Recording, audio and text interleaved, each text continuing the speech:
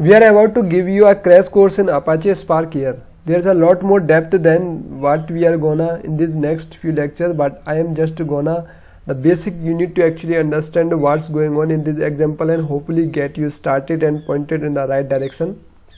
The most fundamental piece of Spark is called the Resilient to Distributed Dataset, and RDD, and this is gonna be the object that you see to actually load and transform and get the answers you want out of the data that you are trying to process. So very important thing to understand, it stands for Resilient Distributed Dataset. It's a dataset. At the end of the day, it's just a bunch of rows of information that can obtain pretty much anything, but the key is the R and the first D.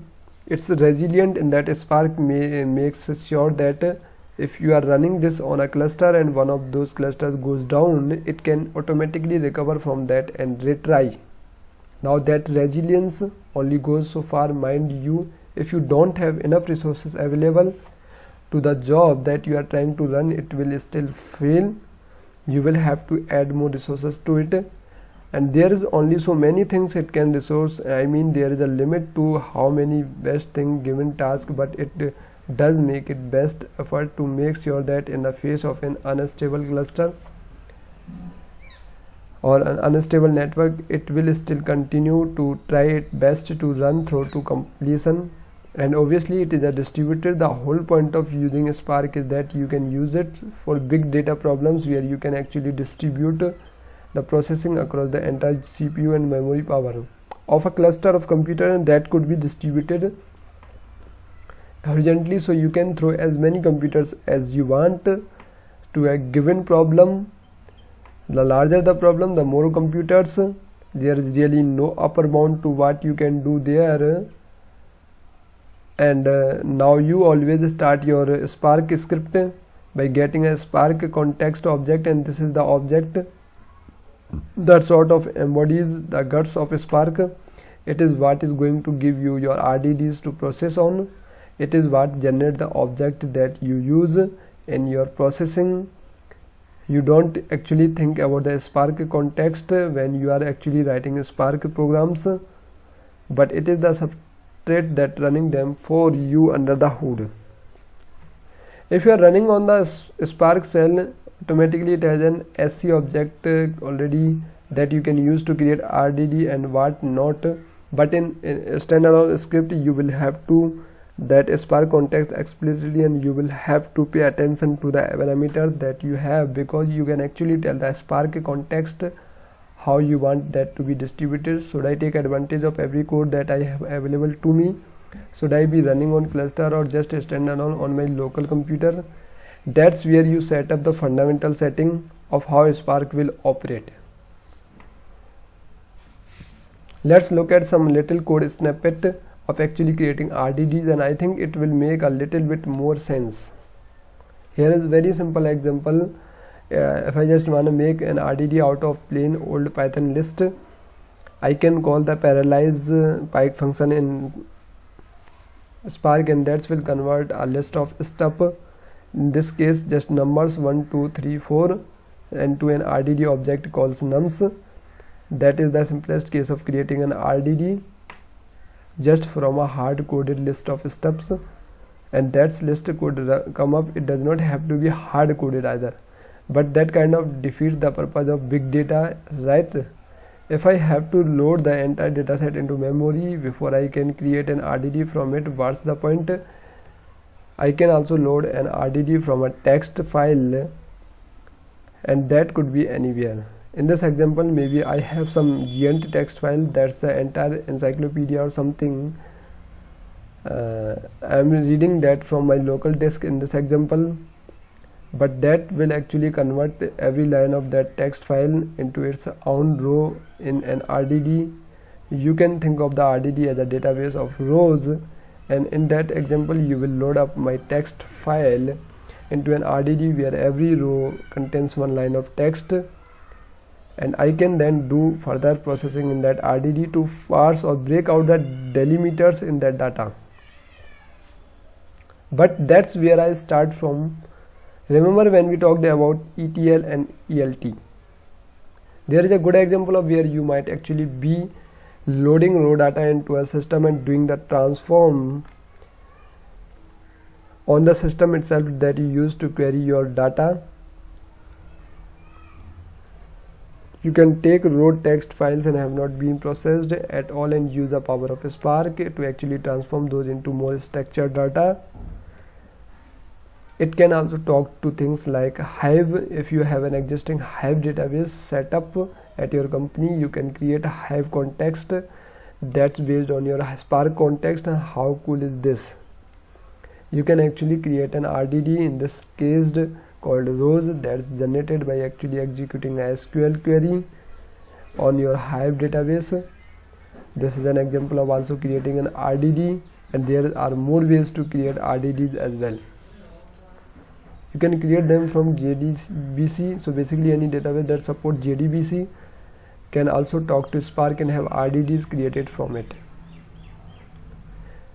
Cassandra, HBase also files in JSON format, CSV format, sequence files, object files, and a bunch of other compressed files like ORC or what have you. I don't wanna get into the details of this. You can go get a book and look those up if you need to, but the point is it is very easy to create an RDD from data wherever it might be, whether it is on a local file system or distributed data store. Just to call attention to that again, up here I am loading from a local file using the file URL system, but I could also use S3N. If I wanted to host this file on a distributed Amazon S3 bucket or HDFS, if I want to refer to data that's stored on a distributed HDFS cluster. That stands for Hadoop Distributed File System, HDFS. If you are not familiar with HDFS, when you are dealing with the Hadoop, you are working with Hadoop cluster, usually that's where your data will live. Again, RDD is just a way of loading and maintaining very large amounts of data and keep track of it all at once, but conceptually within your script. An RDD is just an object that contains a bunch of data and you don't have to think of, cause Spark does that for you. Now there are two different types of classes. The things you can do on RDDs once you have them: you can do transforms and you can do actions. Let's talk about transformations first.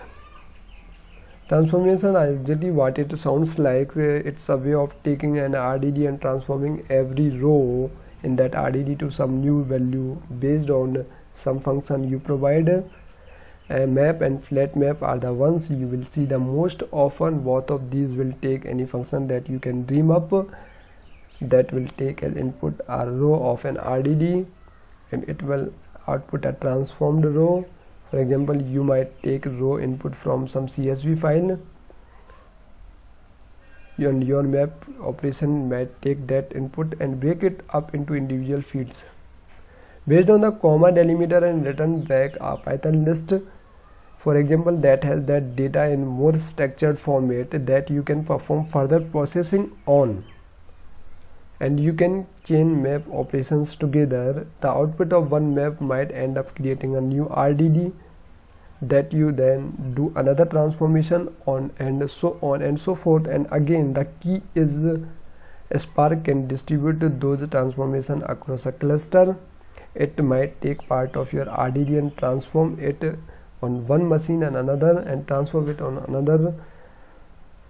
Now, like I said, map and flat map are the most common transformation you will hear. The only difference is that they differ in that map will only allow you to output one value of every row, whereas flat map will get you multiple new rows for a given row. You can actually create a larger RDD or a smaller RDD. Then you start with using flat map, and also can be used if what you wanna do a boolean function that says should this row be preserved or not, yes or no. There are some less commonly used transformation as well, like distinct, which will only return distinct values within your RDD. Sample lets you take a random sample from it and then you can perform intersections operations like union, intersection, subtract, or you can produce every Cartesian combination that exists within an RDD. Here is a little example of how it might work. Let's say I created an RDD just from the list 1, 2, 3, 4. I can call then rdd.map with a lambda functions of x that takes in each row each value of that RDD, call it x, and then it applies the function x times x to square it. The output of this, if I were to then collect the output of this RDD, would be 1, 4, 9 and 6, 16, because it would take each individual thing, that RDD, square it and put it that into a new RDD. Okay, makes sense. Now if you don't remember that lambda functions, we did talk about it little bit, but as a refresher, the lambda function is just a shorthand for defining a function in lines. Lambda x multiplied by x is exactly the same thing as defining a separate function that we named called square it, that returns x times x, then saying rdd.map. It's just a shorthand for every simple functions that you wanna pass in as a transformation. It eliminates the name as a separate named function of its own, and that's the whole idea of functioning programming. So you can say you understand functioning programming now, by the way, but really it's just shorthand notation for defining a function in line as part of the parameters to a map function or any transformation for that matter. You can also perform actions on RDDs. When you wanna actually get a result, you can call collect on a RDD, and that will give you a plain old Python object that you can then iterate through and print out the results or save them to a file or whatever you wanna do. You can also call count, which will force go count how many entries are in the RDD at this point. Count by value will give you a breakdown of how many times each unique value within that RDD occurs. And you can also sample from the RDD using take, which will take some random numbers of entries or top, which will give you the first few entries in that RDD. If you wanna just get a little what's in there for debugging purpose, the more powerful action is reduce. That will actually let you combine values together for a same common key value.